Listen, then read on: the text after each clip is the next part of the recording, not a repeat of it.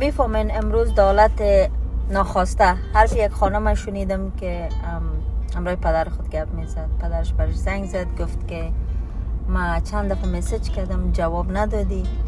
گفت که بسیار زیاد ببخشید پدر جان که من در شفاخانه مصروف کار بودم، بسیار زیاد مصروف بودم، نتونستم جواب بدم. بسیار زیاد جگرخونم بودم. پدرش گفت چرا جگرخون بودی؟ گفت که یک مریض داشتیم که بسیار زیاد حالتش خراب بود و در لحظه های آخر زندگی خود بود.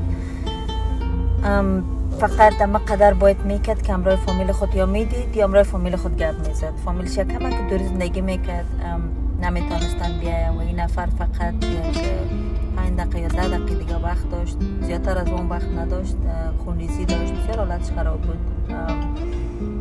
ما تلفن فامیلش زنگ زدم، تلفن در گوشش گرفته بود، مخاطر که خودش نمیتونست تلفن در دست خود بگیره، تلفن در گوش خود گرفته بود. در گوشش ما گرفتم، ببخشید در گوشش گرفتم، من به فامیل خود گپ میزد، فامیلش از اون طرف گریه میکرد و این برشان میگفت من چقدر دوستم دارم، فامیلشان برازو میگفت که من چقدر دوست دارم. خلاصه بسیار یک لحظه دردناک بود، بسیار جگر خون کننده بود و من بسیار جگر خون شدم. اما مشکلی بود که من بعد از اینکه زنگ تلفن خلاص شد و نفر بیچاره دیگه فکر کنم که از این دنیا رفت، من رفتم در اتاق دیگه به کار ادامه دادم، به مریض دیگه رسیدم. مشکل اینجا است که ما با وجود از اینکه اینقدر جگرخون شدیم و اینقدر از یک احساسات بسیار سخت گذشتیم که یک نفر در پیش چشم دیدم که فوت میکنه و نمیتونه فامیل خودش بینه، بازم باید من یک رول بسیار انسان عادی را بازی کنم، بسیار باید است که عادی باشم تا بتونم به کار ادامه بدم و به یک مریض دیگه برسم. من وقتی که قصه از دختره که شنیدم که همراه پدر خود میکرد، به واقعیت من تا یک 2 ساعت 3 ساعت من واقعا هیچ به حال نمی آمدم. بسیار در چرت رفته بودم، در چرت 2 شخصیت رفتم. یکی که انسان ها چقدر بعضی وقت بی فکر میشن که اصلا نمیفهمن که امی وقت ما یا می زندگی که خداوند بر ما داده چقدر ارزش داره، در دست خود ما نیست. حتی ما اما قدر اون وقت نداریم، نمیتونیم اما قدر وقت یا بخریم یا قرض بگیریم که ما بتونیم امرای فامیل ما خداحافظی کنیم یا لحظه آخر ما اونا رو ببینیم. متاسفانه امو وقتا ما نمیتونیم که به دست بیاریم. وقت ما که رسید ما میریم. تا میتونین به قدر دوستا و فامیلایتان بفهمین. ما با شنیدن همین قصه باور کنین اولین چیزی که به فکر ما رسید می بود که واقعا فامیل یا دوست آشنا چقدر در زندگی آدم رول عمده داره. تا میتونیم امرایشان وقت سپری کنیم، امرای پدر مادرتان، امرای اولادایتان، امرای خواهر برادرتان. به خاطر از اینکه یک لحظه هم میایه که نمیتونی یک 5 دقیقه یا 2 دقیقه یا قرض بگیری یا بخری که بتونیم کار دلت بکنیم. به قدرم دیگه بفهمین و به ارزشم دیگه بفهمین و دیگه وقت بدین. من خب بعد از این قصه بسیار زیاد تغییر کردم، امیدوارم شما تغییر کنین.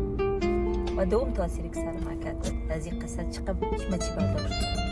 برداشت از آقای بود که فوت کرد. برداشت دیگه از این دختر خانم بود که قسم به پدر خود میکرد. یعنی بعضی وقت انسان ها چقدر قوی باید باشن و چقدر چیزها رو باید تحمل کنن که ناخواسته هم باید به زندگی ادامه بدن، ناخواسته هم بعضی کارها رو باید بکنن. آفرین به این دختر که با وجودی که در یک حالت انسان تیر میشه. imagine کنین که مثلا تلفن در گوش یک نفر شما گرفتین و امروز فامیل خود خداحافظی میکنه و تو بیننده هم حالت هستی و اون نفر در پیش چشمت از دنیا میره و تو باز مجبور هستی که پس 2 دقیقه بعد خودت چنج کنی، خودت تغییر بدی. اگه که دلت میخواست گریه کنی باید نکنی، دو اتاق دیگه بری به کارت ادامه بدی، بخاطر کمی وظیفه‌ت است باید سی کارو بکنی.